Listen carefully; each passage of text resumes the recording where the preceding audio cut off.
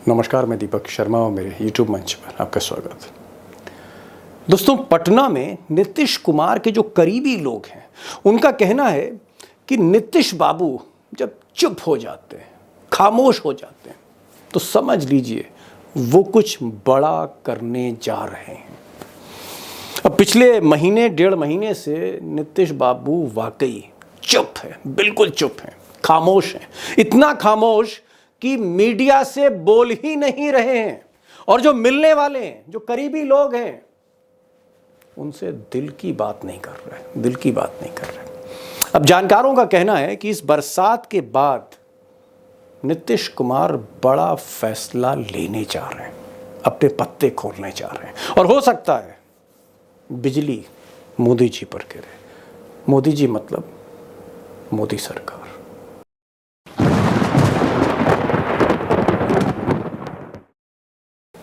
अब दोस्तों, नीतीश कुमार इस बरसात के बाद बड़ा फैसला लेने जा रहे हैं और ये फैसला बिजली गिरा सकता है मोदी सरकार पर। ये बात मैं यूं ही नहीं कह रहा हूँ, सच्चाई ये है, ज़मीनी सच्चाई ये है कि नीतीश बाबू वाकई मोदी जी से नाराज़ चल रहे हैं, बातचीत ना के बराबर है और इस नाराज़गी के पीछे कुछ जायज़ वजह हैं, जायज़ कारण है, जिसमें से कुछ कारण मैं आपके सामने रखना चाहता हूँ और फिर बड़ी खबर की तरफ बढ़ेंगे। पहला कारण, नीतीश बाबू की कई शर्तें, उनकी कई शर्तें नज़रअंदाज कर दी मोदी जी ने। जैसे मिसाल के तौर पर नीतीश बाबू चाहते थे कि बिहार की असेंबली को डिसॉल्व करके अर्ली इलेक्शन हो जाएं, जल्दी इलेक्शन हो जाएं, जिसका लाभ नीतीश लेना चाहते थे। वो चाहते थे कि कास्ट सेंसस, उस पर मोदी जी थोड़ा सीरियस हो। रिजर्वेशन पर भी उनकी तमाम डिमांड्स थी। मोदी जी ने वक्त पर ये बातें सुनी नहीं। एक और वजह है जहां पर वो नाराज़ हैं दिली दिल। उनको लगता है कि जेडीयू जो उनकी पार्टी है, जिनको उन्होंने खून पसीने से सींचा है, इस पार्टी को कहीं ना कहीं अमित शाह खासकर तोड़ना चाहते हैं, कमज़ोर करना चाहते हैं। अब लल्लन सिंह जो उनके मंत्री हैं, बड़े करीबी थे नीतीश कुमार के, और भी कई लोग हैं जो सरकार में, ये मोदी जी के आजकल गोद में बैठे हैं, गोद में नहीं तो आप कह सकते हैं सोफे पर बैठे हैं, और ये चीज़ अच्छी नहीं लग रही नीतीश कुमार को। उनको आशंका है कि जैसे आरसीपी सिंह जो उनके साथी थे, उनको तोड़ा गया, इसी तरह और लोगों को भी अब तोड़ा जा सकता है। अब एक और कारण है, वो विचारधारा का संकट है। विचारधारा मतलब एक आइडियोलॉजिकल क्लैश है मोदी जी के साथ। नीतीश कुमार भले ही गुजरात लॉबी के साथ हैं, सत्ता में साझेदार हैं, लेकिन जहन से और राजनीति से सोशलिस्ट हैं, समाजवादी हैं, और उनको लगता है कि जो मोदी जी की ये जो कमंडल राजनीति है, ये उन्हें नुकसान कर रही है। विचारधारा का संकट है। तफसील से मैं आगे बताऊंगा इस पर। एक और कारण है, विचारधारा का संकट तो है ही। नीतीश कुमार को लगता है कि जो उनका मुस्लिम वोट बैंक है और एक सिग्निफिकेंट पोर्शन उनके खाते में जाता है मुसलमानों का, 17% से ज़्यादा मुस्लिम्स हैं बिहार में, और ये जो जिस तरह की सियासत इस वक्त योगी आदित्यनाथ कर रहे हैं या फिर मोहन यादव कर रहे हैं बिहार में जाकर, और ये जो बातें हो रही हैं कि साहब अगर हिंदू बटेंगे तो कटेंगे, मुसलमान काट देगा, इस तरह की जो बातें हैं, बांग्लादेश की मिसालें दी जा रही, ये नागवार गुजर रही है नीतीश कुमार की सियासत को, और वोट बैंक कहीं ना कहीं हर्ट हो रहा है। लेकिन इन सबसे बड़ा भी एक कारण है, वन बिग रीज़न, जिसकी वजह से नीतीश कुमार, आप कह सकते हैं, उनका मोह भंग मोदी जी से हो गया है और वो फोकस कर रहे हैं अपने ऊपर, अपनी पार्टी के ऊपर। वो कारण मैं आपको बताने जा रहा हूँ। अब दोस्तों, अगले साल बिहार में बड़ा डिसाइसिव असेंबली इलेक्शन है। बिहार का विधानसभा चुनाव है 2025 में। ये बीजेपी के साथ चुनाव लड़ने में ये मुमकिन नहीं है कि वो नंबर 1 पार्टी बन जाए। बीजेपी के साथ लड़ने में ये पॉसिबल नहीं है, ये सपना पूरा नहीं हो सकता, टारगेट अचीव नहीं हो सकता। अब ये फैक्ट है। फैक्ट इसलिए है क्योंकि बीजेपी के साथ जेडीयू की जो केमिस्ट्री है वोट की, वो बनती नहीं है। एक मजबूरी की दोस्ती है, मैरिज ऑफ कन्वीनियंस है। लेकिन जब वो हाथ मिलाते हैं लालू के साथ जब हाथ मिलाते हैं, अगड़ा पिछड़ा जो है पॉलिटिक्स हो जाती, उस वक्त जो केमिस्ट्री है, यानी नीतीश और लालू की जो केमिस्ट्री है बिहार में, बेजोड़ है, लाजवाब है, उसका कोई सानी नहीं। और उस वक्त उनकी सीटों में भी इजाफा होता है और उस वक्त उनकी पार्टी भी मजबूत होती है। और ये बात मैं फैक्ट के साथ आपके साथ रखना चाह रहा हूँ। मिसाल के तौर पर आप देखिए 2015 में आरजेडी के साथ, लालू के साथ नीतीश कुमार ने चुनाव लड़ा था, तब उनको 243 में 71 सीटें मिली थी। बिहार की असेंबली 243 सीटों की है, 71 सीटें उनको मिली थी और नीतीश बाबू का तब स्ट्राइक रेट 29.21% था। आप समझ सकते हैं, आप कह सकते हैं 30% का स्ट्राइक रेट था, 30% का। लेकिन 2020 में जब वो बीजेपी के साथ चुनाव लड़े, वही नीतीश थे, वही उनकी पार्टी थी, पैसा भी था, संसाधन भी थे, लेकिन तब सीटें मिली 243 में से 43, 43 आउट ऑफ 243।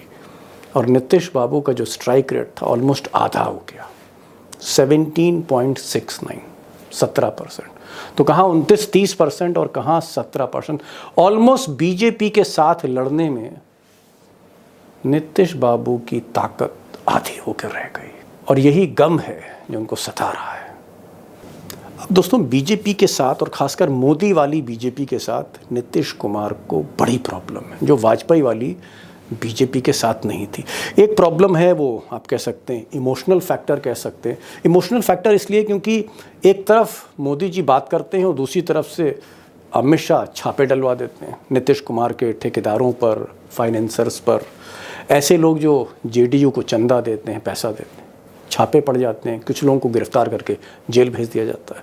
तो ये जो डबल स्टैंडर्ड्स हैं गुजरात लॉबी के, ये रास नहीं आते नीतीश कुमार को।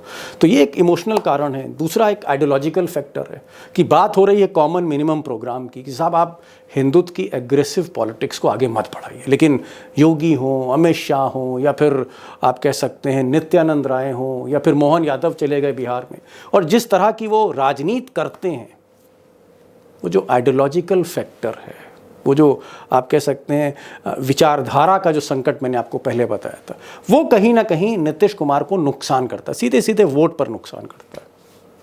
तो इमोशनल फैक्टर है, आइडियोलॉजिकल फैक्टर है, लेकिन इससे बड़ा एक फैक्टर है इलेक्टोरल फैक्टर, चुनावी फैक्टर। चुनावी फैक्टर ये है कि जब जब नीतीश कुमार, चाहे 2020 का ही आप चुनाव देख लीजिए, मोदी जी के साथ जब चुनाव लड़ते हैं, तो जितना वोट ट्रांसफ़र लालू के साथ होता है, मोदी जी के साथ नहीं होता। और अब तो मोदी जी का ब्रांड भी कहीं ना कहीं डाइल्यूट हो रहा है, फीका पड़ रहा है। ऐसी स्थिति में जहां इलेक्टोरल लॉसेस हो, चुनावी घाटे हों, वहां नीतीश कुमार जैसा खिलाड़ी मोदी के साथ जाएगा या नहीं जाएगा। और खासकर नवंबर के बाद अगर मोदी जी हरियाणा, महाराष्ट्र, झारखंड हार गए, जिस तरह की रिपोर्ट्स आ रही, तो क्या नीतीश कुमार मोदी के साथ चुनाव लड़ना पसंद करेंगे या उन्हें नंबर 1 पार्टी बनना? बड़ा सवाल है। और आज 3 खास मेहमान हैं, तीनों ही बिहार के एक्सपर्ट्स हैं। हमारे साथ सतीश के सिंह, जी न्यूज़ के आप कह सकते हैं चैनल हेड रहे, और एक लंबी उम्र उन्होंने पॉलिटिकल रिपोर्टिंग को दी है, बिहार को बहुत अच्छी तरह से समझते हैं, बिहार के ही हैं। तो सतीश के सिंह हमारे साथ होंगे, senior journalist, very senior journalist. हमारे साथ अभिषेक कुमार होंगे, जो उभरते पत्रकार हैं, बिहार के डेटा जर्नलिस्ट हैं, डेटा किंग लोग कहते हैं, वो हमारे साथ होंगे। नीतीश कुमार को, लालू को, कांग्रेस के कैंप को, सबको अच्छी तरह समझते हैं। और हमारे साथ ऋषि भी होंगे, जो बिहार पर अपडेट रहते हैं, अच्छे पत्रकार हैं। तीनों एक्सपर्ट्स को सुनिए, नीतीश कुमार करने क्या जा रहे हैं इस बरसात के बाद। जी अभिषेक, एक सवाल जो हो सकता है थोड़ा तल्ख हो और अमूमन इसे आखिर में पूछा जाता है, मैं लेकिन शुरू में पूछ रहा हूँ। साफ बताइए, साफ कोई तकल्लुफ नहीं, साफ बताइए, क्या नीतीश कुमार मोदी जी से उनका मोह भंग हुआ है? क्या नीतीश कुमार आजकल मोदी से खुश नहीं? Is he not happy mister Nitish Kumar with mister Modi? देखिए, नरेंद्र मोदी की पॉलिटिकल प्रायोरिटीज, राजनीतिक प्राथमिकताएं अलग है, नीतीश कुमार की राजनीतिक प्राथमिकताएं अलग है। आज की तारीख में जो नीतीश कुमार की प्राथमिकता है वो यही है कि कैसे अपने 45 विधायकों के नंबर को 80 तक पहुंचाएगा। नरेंद्र मोदी की प्राथमिकता यह है कि कैसे लोकसभा में 272 के आंकड़े के और ज्यादा नजदीक पहुंचा जाए, यहां से वो 32 सीट पीछे। और इन दोनों प्राथमिकताओं के बीच में टकराहट होनी तय है। दोनों में टकराहट तय है, और टकराहट तो अब इस रूप में आपको दिखाई दे रही है कि जो अंदर खाने से जानकारी आ रही है कि दिल्ली दरबार के दूत नीतीश कुमार से मिले थे, और 100-100 सीटों पर जेडीयू भाजपा, जो बिहार विधानसभा की ओहो, 243 सीटें हैं, मतलब एक और ऑफर जा 43 चुका सीटें है। छोटे पार्टनर के लिए जी, उस पर बताया गया कि नीतीश कुमार भड़क गए। नीतीश कुमार के लोगों का यह कहना है कि भाई विधानसभा चुनाव है तो सीट हम देंगे भाजपा को, या भाजपा हमें सीट ऑफर करेगी। वो 130 से नीचे लड़ना नहीं चाहते हैं, ओके। और किसी भी हालत में 122 से नीचे कंप्रोमाइज नहीं करना चाहते, जो मेजोरिटी मार्क है उससे नीचे। कि जो जी अलायंस पार्टनर है वो बीजेपी के अलायंस पार्टनर है, आप समझिए आपको रखना है या देना है, वो आप जी जी। अपने कोटे से दीजिए। दूसरी तरफ राजद है, तो राजद की तरफ से अगर 100 सीटें मिलती है तो स्वाभाविक है कि एक कंसोलिडेटेड वोट बैंक के साथ वो जाएंगे, तो उनका स्ट्राइक रेट काफी बेहतर होगा, ये उनको काफी संभावना बड़े दिखती है। बढ़ेगा बड़े। मोदी जी से बहुत खुश नहीं है, और अभिषेक ने कहा, एक ब्रेकिंग न्यूज दी कि अभी अमित शाह की तरफ से, गुजरात लॉबी की तरफ से एक दूत नीतीश कुमार से मिले। दूत का नाम नहीं बताना चाह रहे हैं, ये उनकी प्राइवेसी का मैटर है। इस दूत ने नीतीश कुमार से कहा कि भाई मोदी जी आपको 100 सीट देना चाहते हैं, 100 हम रखेंगे, 100 आप रखें, 100 बीजेपी, 100 जेडीयू, और 43 बाकियों को बांट देंगे। उसमें नीतीश कुमार बेफर पड़े।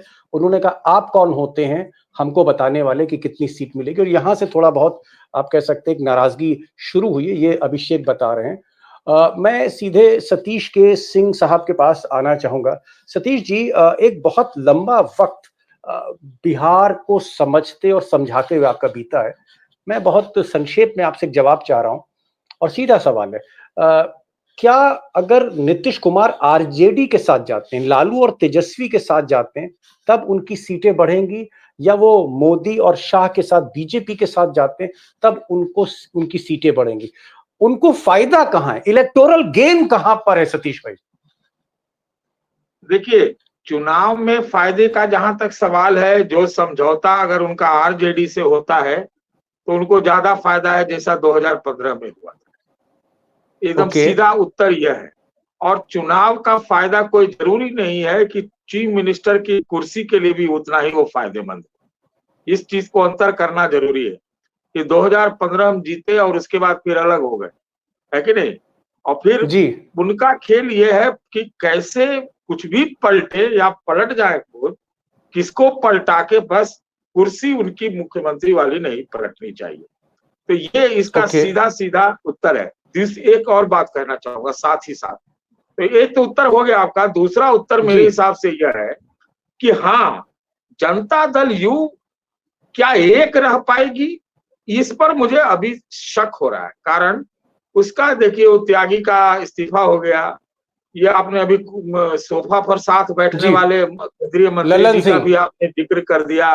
और हम लोगों ने देखा था एक और चीज कि वो थे ना, क्या नाम था उनका, आरसीपी आरसीपी सिंह। सिंह। हाँ, जी तो हाँ। आरसीपी सिंह भी बहुत झूला झूलने लगे थे दिल्ली में। तो अंत में तो नीतीश जी झूला झूल गए, लेकिन उनको जो है खुट्टा, मतलब क्या कहते हैं, टांग दिया।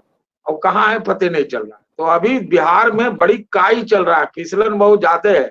कौन किधर चला जाएगा अभी कहना बड़ा मुश्किल है। बरसात का टाइम है अभी बिहार में।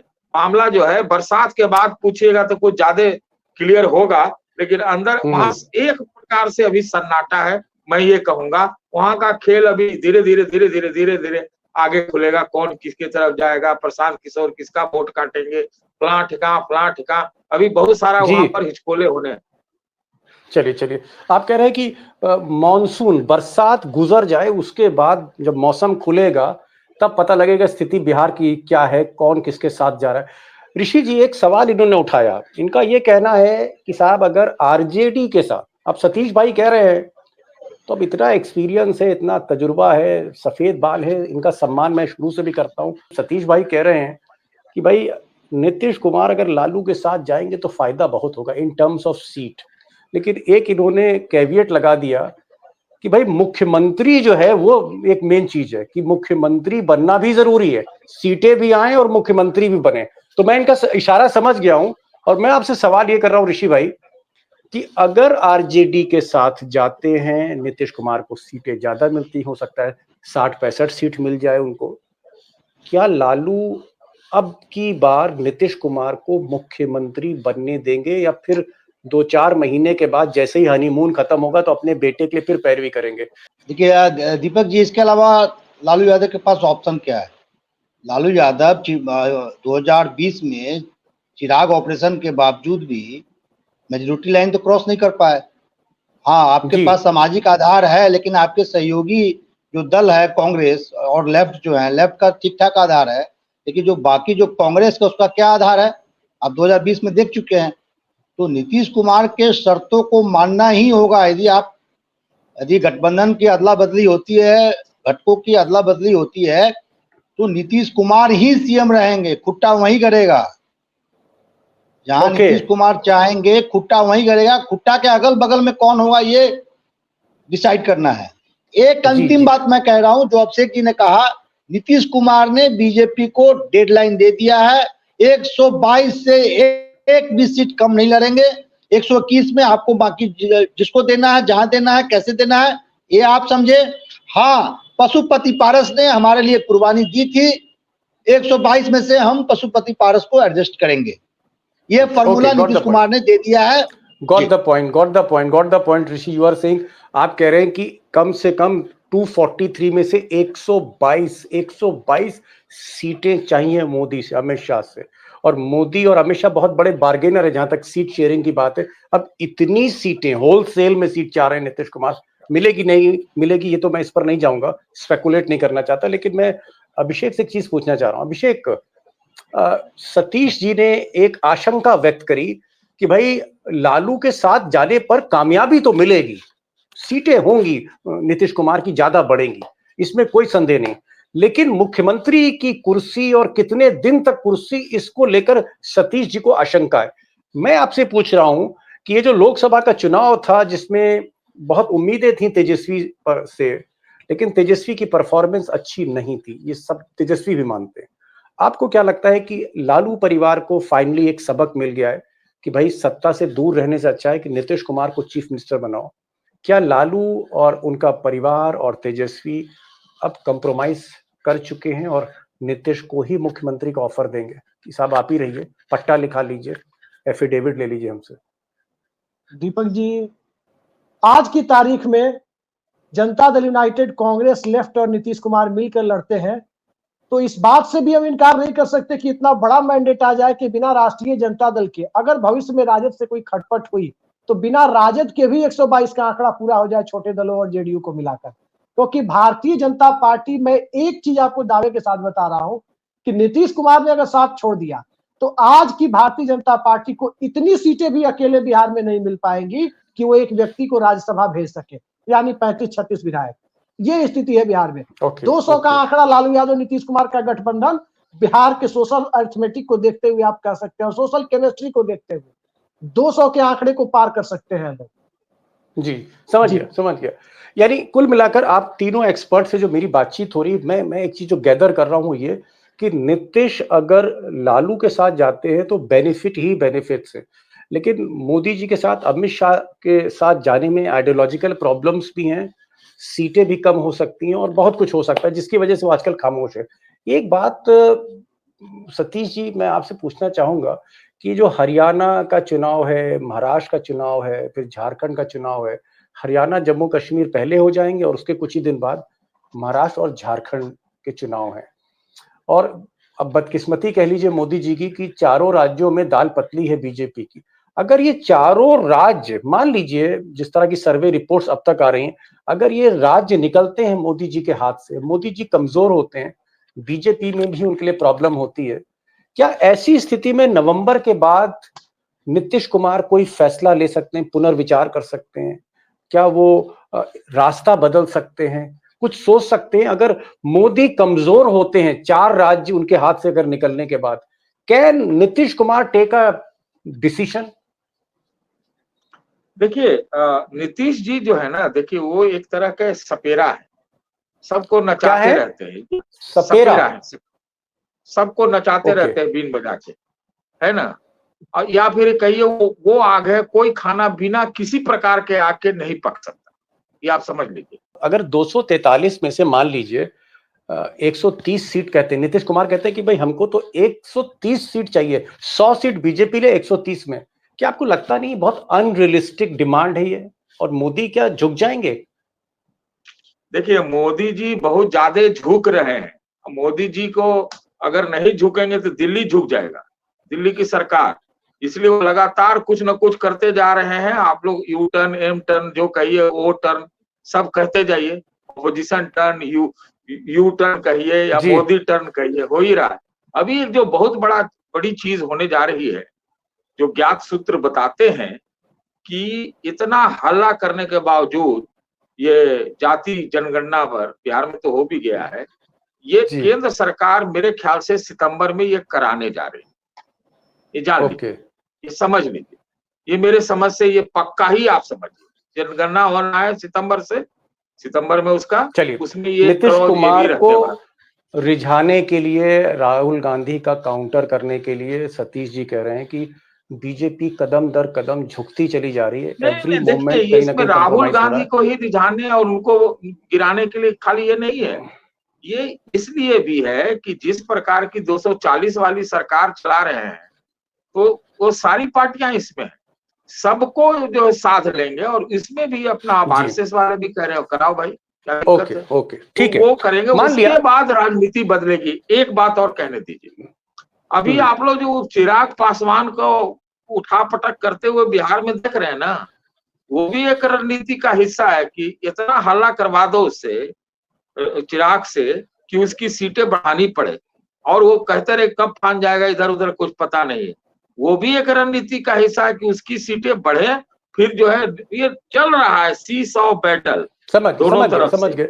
जोड़ हाँ, तो तोड़ हो ये रही है है, जोड़ कहानी, तोड़ हो रही है, जोड़ बस तोड़ चल रही है, टोलमोल। जोड़ तोड़ चल। जी जी। समय समाप्त हो रहा है धीरे धीरे, और लास्ट राउंड बचा है। एक एक मिनट के जवाब मैं चाहूंगा, तीनों गेस्ट हमारे अपनी उनकी प्रतिक्रिया फाइनल मिल जाए। ऋषि जी, इन्होंने कहा कि भाई मोदी जी सितंबर में कास्ट सेंसस पे एक बड़ा फैसला ले सकते हैं, और हो सकता है वो कहीं ना कहीं अपनी जितने भी सहयोगी दल हैं उनको सेटिस्फाई करने की कोशिश करें। क्या आपको लगता है कास्ट सेंसस अगर पर मान जाते हैं मोदी जी, तो फिर नीतीश को भले ही नुकसान हो सीटों का, वो बीजेपी के साथ जाएंगे, या अगला साल आते आते, जनवरी 2025 आते आते, नीतीश जी फिर वही उनका ऑब्जेक्टिव है कि मेरी सीटें ज्यादा आए, फिर भी वो आरजेडी के साथ जा सकते हैं? देखिए, सबसे बड़ा सवाल जो है जेडीयू के स्टेबिलिटी को लेकर है, और नीतीश कुमार दो धारी तलवार पे से गुजर रहे हैं। इस बात से सतीश सर भी सहमत होंगे। जेडीयू को तोड़ने का भी प्रयास किया जा रहा है, इस बात से भी सहमत होंगे। ललन सिंह और ये अशोक चौधरी पे यूं ही कार्रवाई नहीं हुई है। जिस प्रकार जी। से देखिए, सतीश सर के बात से सहमत हूं कि चिराग का हाय तौबा मचा के सीटों की बार्गेनिंग हो सकती है। लेकिन दूसरी तरफ चिराग को भी अमित शाह ने डेडलाइन दे दिया है कि यदि आप खींचे हुए लाइन को क्रॉस करेंगे तो जो आपके पार्टी के साथ पहले हुआ था वो फिर दोबारा हो जाएगा। सकता है। बिल्कुल बिल्कुल, बात आपकी समझ में मुझे आ रही है। मैं यही सवाल फाइनली मैं अभिषेक से पूछना चाहूंगा। अभिषेक, अगर मोदी जी कास्ट सेंसस लाते हैं और तैयार हो जाते हैं, क्या फिर नीतीश कुमार मान जाएंगे, कंप्रोमाइज कर लेंगे, या कुछ महीने के बाद फिर आरजेडी वाला जो दरवाजा फिर खोलेंगे वो? क्योंकि अल्टीमेटली आरजेडी के साथ लड़ने में उनको लाभ ज्यादा है, इलेक्टोरल गेन ज्यादा है उनको। दीपक जी, इसमें सबसे बड़ी बात यह है कि कास्ट सेंसस क्या इंतजार क्या नीतीश कुमार करेंगे। 2 अक्टूबर को पितृपक्ष खत्म हो जाने दीजिए, उसके बाद देखते जाइए बिहार में क्या होता है। और कास्ट सेंसस की बात तो नरेंद्र मोदी के लिए यह है कि दरअसल नरेंद्र मोदी कोशिश कर रहे हैं सत्ता बचाएं, कोशिश कर रहे हैं कि अपनी छवि बदले। वो कम्युनिस्टों के बुद्धदेव भट्टाचार्य जैसे हो गए, लिबरलाइजेशन करके पूरी पार्टी उखड़ गई। ये अपने चक्कर में आरएसएस बीजेपी दोनों को उखड़वा देंगे मोदी जी। खैर, मुद्दा आज ये जी। नहीं है, मुद्दा ये है कि नीतीश कुमार इससे सेटिस्फाई होंगे या नहीं होंगे। ये सेटिस्फाई होने की स्थिति में नहीं है। इसके पहले मुझे लगता है कि खेल हो जाए, खेल हो सकता महाराष्ट्र है। चुनाव के भी पहले ये खेल हो जाएगा, जितनी तेजी से गतिविधियां चल रही है। खेला होगा बिहार में, ऐसा ही कह रहे हैं। वक्त से पहले जो है वो खेल कर सकते हैं। एक फाइनल आपसे एक जवाब चाह रहा एक था लाइन बस सतीश जोड़ जी। दूं दीपक जी, हाँ एक बताइए, लाइन जोड़ दूं। जी हाँ, एक ही लाइन जोड़िएगा। नीतीश कुमार खेल करने के लिए दूसरे को वक्त नहीं देते हैं, ये ध्यान रखिएगा। दूसरे को वक्त नहीं देते हैं। फाइनल क्वेश्चन सतीश जी, क्या आपको लगता है कि नीतीश कुमार जिस तरह से खामोश हैं, लो प्रोफाइल है। उनकी पार्टी में कहीं ना कहीं आशंका है टूटने की, दो खेमों में बट रही है। संजय झा, लल्लन सिंह और तमाम लोग हैं जिनका थोड़ा सा रुझान बीजेपी की तरफ है। कुछ सेकुलर हैं, मुस्लिम्स हैं जिनका रुझान सोशलिस्ट जो एथिक्स हैं उनकी तरफ है, और इसको मान भी रहे हैं, नीतीश कुमार भी मान रहे हैं, आप तीनों लोग भी मान रहे हैं। ऐसे समय पे जहां पर अमित शाह उनकी पार्टी भी तोड़ सकते हैं और उन्हीं के साथ जाना भी है, आपको लगता है कि प्रैक्टिकल अप्रोच आपको नीतीश कुमार की क्या लगती है, जो जिसमें उनका भी फायदा हो, जेडीयू भी बच जाए? जी देखिए, प्रैक्टिकल अप्रोच तो उनका आरजेडी के साथ ही जाना होगा। वो मतलब अगर वो अपने वो भी अपनी कुर्सी के आगे देखना चाहते हैं तो जेडीयू की दृष्टि से, जैसे मोदी जी के बारे में अभिषेक ने कहा, ये होगा उनके लिए। देखिए, नीतीश जी के साथ एकदम साफ साफ बात है, भाई जाति जनगणना के वो महानायक है, इसमें कहीं से दो राय नहीं है। कोई भी, चाहे राहुल गांधी चाहे मोदी जी, दोनों कोई उसमें बड़ा भाई बनने का प्रयास करेगा, उनको वो बर्दाश्त नहीं। उनके लिए इसीलिए मैंने कहा कि जो उनकी सीएम की कुर्सी का विश्वास दिलाएगा और जिस स्थिति में बना रहेगा, और उनकी पार्टी जो उनके साथ वाली है, सोशल जस्टिस वाली, वो बनी रहती है, वो उसी के साथ जाएंगे, एकदम ये पक्की बात है। और आपने एक और चीज का वो बोलना जरूरी है कि पार्टी तोड़ सकते हैं, तोड़, हाँ ये टूट सकता है। तो मैंने पहले ही कहा कि भारतीय जनता पार्टी अब बोल के पहले जो चालें चलती थी, बोल के, अब वो चुप होके चालें चल रही हैं। आप हमको एक लाइन का खाली उत्तर दे दीजिए, मैं आप ही से सवाल करता हूँ। इतना हो हल्ला हुआ बंगाल में, क्या किया भाजपा ने? कुछ नहीं किया, क्योंकि 29 एमपी हैं ममता जी के। तो इसी प्रकार से सब जगह शतरंज के चाल में चाल आधा आधा चल के छोड़ दिया है, कभी तोड़ना हो तो, कभी जोड़ना हो तो, जब जैसा तब तैसा काम होगा, सब वैसे खेले। फाइनली जो एक्सपर्ट्स हमारे कह रहे हैं कि मौके के इंतजार में अगर अमित शाह हैं, और हो सकता है शतरंज की जो है बिसात बिछी हुई है, कौन मोहरा कब आगे अमित शाह बढ़ा दें, लेकिन अभिषेक का कहना है कि नीतीश कुमार अक्सर सामने वाले को चाल चलने का मौका ही नहीं देते, खेल पहले ही कर देते हैं।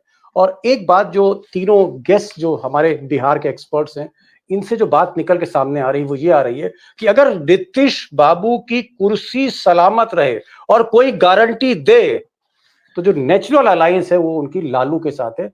बीजेपी के साथ जाने में उनको नुकसान है, सीटों का भी नुकसान है, चुनावी नुकसान भी है, आइडियोलॉजी का भी नुकसान है, और पार्टी टूटने का संकट भी। बहरहाल नवंबर तक देखते हैं, जब झारखंड, हरियाणा, महाराष्ट्र और इन सब के नतीजे जम्मू कश्मीर के आ जाएंगे। और अगर ऐसे में मोदी अमित शाह अगर कमजोर जमीन पर खड़े हैं, तो क्या मोदी और शाह जो कमजोर हो चुके हैं उनका हाथ पकड़ के नीतीश 2025 में बिहार की वैतरणी चुनाव की पार करना पसंद करेंगे या नहीं, ये देखना होगा। सतीश जी, आप आए और आपने खुलकर बातचीत कैमरे पर करी, बहुत बहुत शुक्रिया। ऋषि, आप भी बहुत शॉर्ट नोटिस में जुड़े, और अभिषेक, जो आपका डेटा जर्नलिज्म है, जिस तरह की आप जानकारियां देते, मैं उसको भी सैल्यूट करता हूं। Thank you so much. जितने भी गेस्ट आए, thank you so much on behalf of my friends. Thank you so much sir.